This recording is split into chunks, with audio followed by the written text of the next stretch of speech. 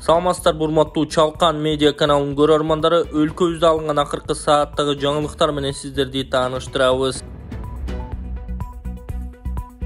Өкмөт электриктерге жаңы 29 техника сатып берди. Министрлер кабинетинин төрагасы Акылбек Жапаров энергетика министрлигине 29 жаңы атайын техниканын ачкычын тапшырды. Бул туурасында өкмөттүн маалымат кызматы билдирди. Жапаровдун айтымында акыркы жылдары реформалардын алкагында бөлүштүрүлүүчү компаниялар бириктирүүнүн натыйжасында компаниялардын чыгымдары туура пайдаланылып, энергетика тармагындагы материалдык техникалык базаны жаңылоого жакшы мүмкүнчүлүктөр ачылды. Жабдуулар, линиялар баары эскирди, жогорку чыңалууларга чыдабай жаткандыгы белгилүү. Президентибиз бул маселени чечүү үчүн электриктерге иштегенге шарт түзүү милдетин алдыңкы планга койгон. Акыркы 2 жылда биз энергетикада бир топ жаңыланууларга бардык. Кыргызстан жаңы техникаларды өзүнүн каражатына сатып алып жатат. 1 сомдагы кредиттик каражат жок. Мамлекет өзүнүн каражатына техникаларды ала баштаганы өнүгүү жолунда экендигибизден кабар берет, деди өкмөт башчы. Ошондой эле ал быйыл жалпысынан 359 миллион сомго 76 техника сатып алынаарын белгиледи. Москвадан Кыргызстанга жүк ташыган ишенимдүү ишкерди сунуштайбыз. Ишкердин аты Зайырбек. 12 жылдан бери аманатка кыянат кылбай иштеп келет. Жүктү Москванын бардык жеринен алып кете алат. Алган жүктү Кыргызстандын бардык облустарына аман жеткирерине кепилдик берет. Кыргызстанга бир аптада 2 машина жиберилет. Аманатты өзү алып барып тапшырууну каалагандар үчүн дареги Нижегородская метросу, Перовск шоссеси 9, 7-марат. Телефону +7 926 788 70 70. Жүктөрдүн баасы көлөмүнө жараша 500 рубльдан өйдө. Менин атыман кайрылгандарга арзандатуу бар. Талаш шаарындагы борбордук жана ички көчөлөрдү оңдоо иши башталды. Талаш шаарындагы көчөлөрдү асфальттоо ишинин алгачкы этабы башталды. Бул тууралуу Талаш шаарынын мэри Эрмат Жумаев билдирди. Маалыматка караганда, мэр Эрмат Жумаев Талаш шаарынын мэриясынын алдындагы муниципалдык ишканалардын жетекчилери менен биргеликте Узакбаев көчөсүндөгү асфальт төшөө иштеринин алгачкы этабы менен жеринен таанышкан. Тийиштүү мекеме ишкана жетекчилерине аткарылып жаткан иштердин сапатына жана мөөнөтүндө бүткөрүүгө өзгөчө көңүл буруу, ошондой эле айрым мүчүлүштүктөрдү тезирээк жөнгө салуу тапшырмасын берген. Президент Садыр Жапаровдун колдоосу менен Талаш шаарындагы борбордук жана ички көчөлөргө 30 километр, ал эми тротуарларга 20 километр асфальт төшөлөт деп билдирди Талаш шаарынын мэри Эрмат Жумаев.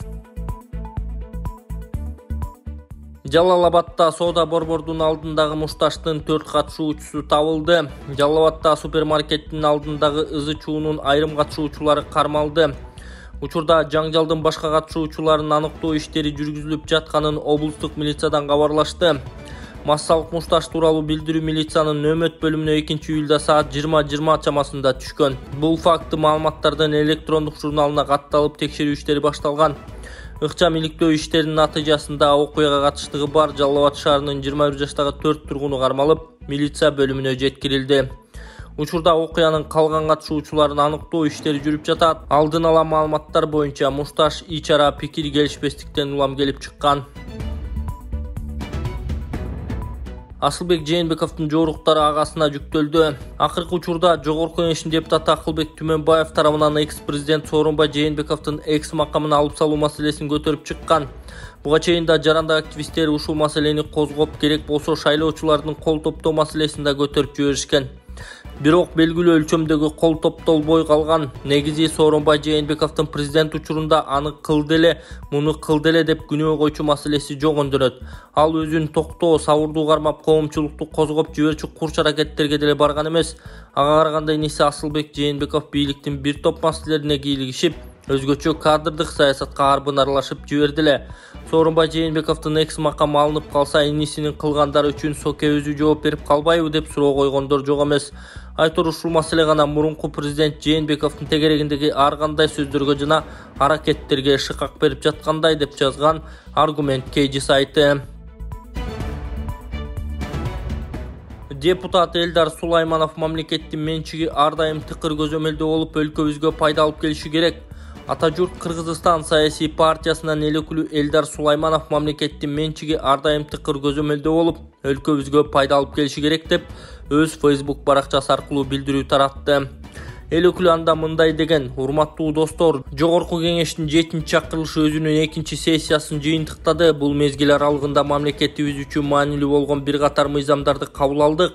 Бүгүнкү жыйындын жүрүшүндө өзүм төрагалык кылган мамлекеттик мүлктү башкаруунун жана менчиктештирүүнүн натыйжалуулугу маселесин иликтөө боюнча түзүлгөн убактылуу депутаттык комиссиянын жыйынтыгы тууралуу атайын баяндама жасадым.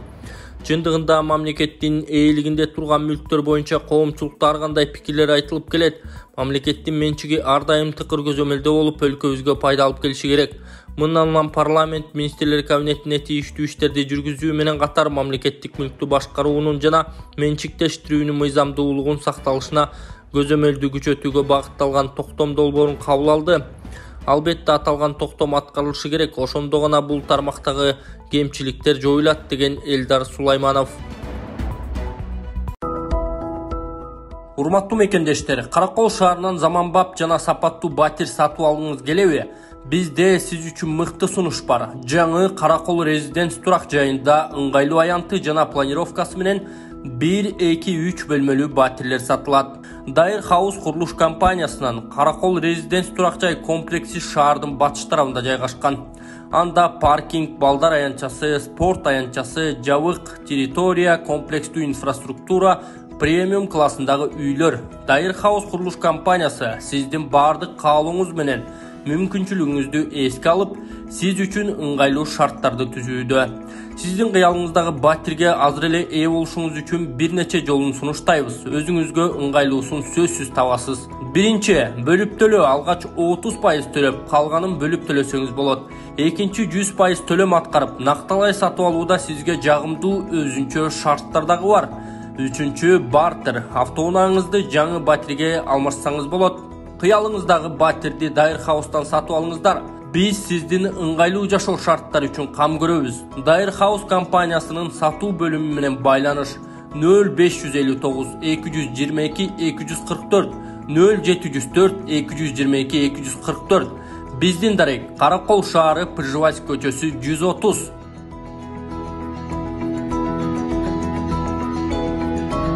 Саламатсыздарбы? Менин атым Кожокана Замира Кылычбековна. Каракол шаарында жашайм. Биз ушул жылдын февраль айында келип договор түзүштүк. Ушул компания менен, Дайыр Хаус менен. Менин жолдошум Европада эмгектенет. Ушул үй алабыз деп ошонун артынан иштеп жүрөбүз. Биз 2 бөлмөлүү үй алдык 6-этаждан. Мен айтат элем, биринчиден Каракол бул өзү абдан мындай кооз, анан тынч, жакшы шаарда. Мисалы үчүн балдарга чоң мүмкүнчүлүктөр түзүлгөн ушул Караколдо. Анан биз да ушул Караколдо эле калып, ушул жерден үй алып, ушул жерден турукташсак деген эле үмүттөбүз. Буюрса, эгер мүмкүнчүлүгүңөр болсо, ушул жерден үй алып, чогуу иш жасасаңыздар болот. Оштон Жидда шаарына туруктуу абагаттама ачылат. Сауд Арабиянын Flynas авиакомпаниясы 2023 жылдын август айында Жидда Ош багыты боюнча үзгүлтүксүз каттамдарды ачууну максат кылууда. Бул тууралуу Манас эл аралык аэропортунун маалымат кызматы кабарлады. Ош шаарынан Сауд Арабиянын Жидда шаарына туруктуу абагаттамы биринчи жолу ишке ашырылат. Жаңы багыт боюнча биринчи учуунун болжолдуу убактысы 21 август күнгө белгиленген. Жиддага каттамдарды Airbus A320 Neo учактары менен жумасына 3 жолу аткаруу пландалууда.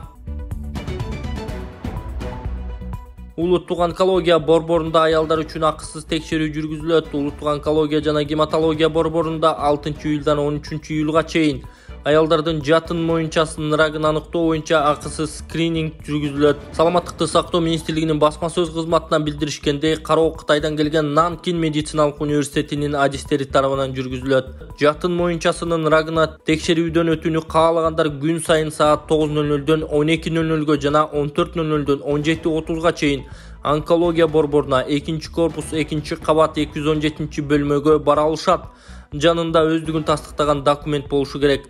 Кабыл алуу 0550 5857 56 0706 30 77 50 телефондору аркылуу алдын ала жазылуу менен жүргүзүлөт. Аялдарды жатын моюнчасынын ырагына текшерүүдөн өткөрүү боюнча макулдашуу 27-июнда Саламаттыкты сактоо министри Гульнара Батырованын кытайлык профессорлор Чан Лей жана Чэнг Вин Цзюн баштаган адистердин делегациясы менен жолугушуусунун жыйынтыгында жетишилген. Жогорку Кеңештин жарым жылдык чыгымы 571 миллион сом түздү. Жогорку Кеңешти тейлөөгө жарым жылда январь-июнь айларында республикалык бюджеттен 571 миллион сом жумшалды. Бул тууралуу Финансы министрлиги жарыялаган маалыматта камтылган. Каражаттын көпчүлүк бөлүгү 398 миллион 526 миң сом маянага которулган, калганы төмөнкүдөй максатта колдонулду.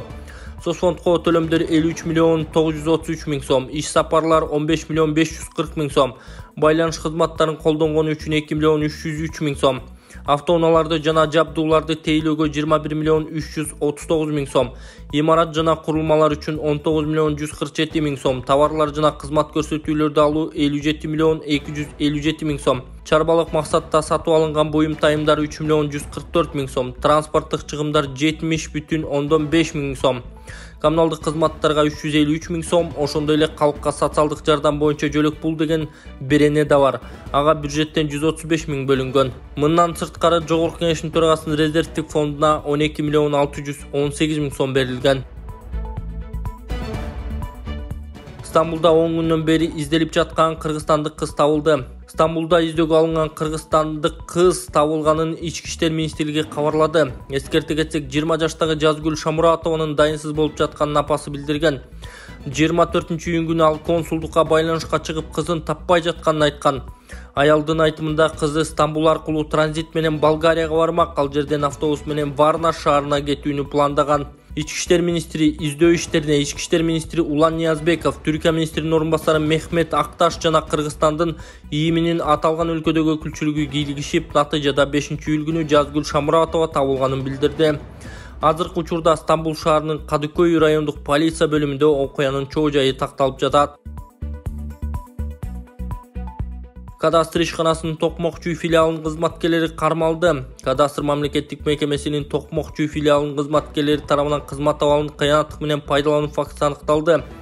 Улуттук коопсуздук мамлекеттик комитетине кабарлашкандай, алар жоопкерчилиги чектелген коомдордун бирине таандык болгон 1330 чарчы метр турак жай эмес мүлктүү жана 0,75 гектар жер тилкесин НМИ аттуу жаранга мыйзамсыз каттап беришкен. Бул факт боюнча УКМК тарабынан кылмыш жаза кодексинин 337-беренесинин 3-бөлүгүндө каралган кылмыш белгилери боюнча иш козголуп, кылмышка шектүүлөр УКМКнын тергөө абагынын убактылуу кармоочу жайына киргизилген. Учурда бул ишке тиешеси бар башка адамдарды аныктоо иш-чаралары жүргүзүлүүдө.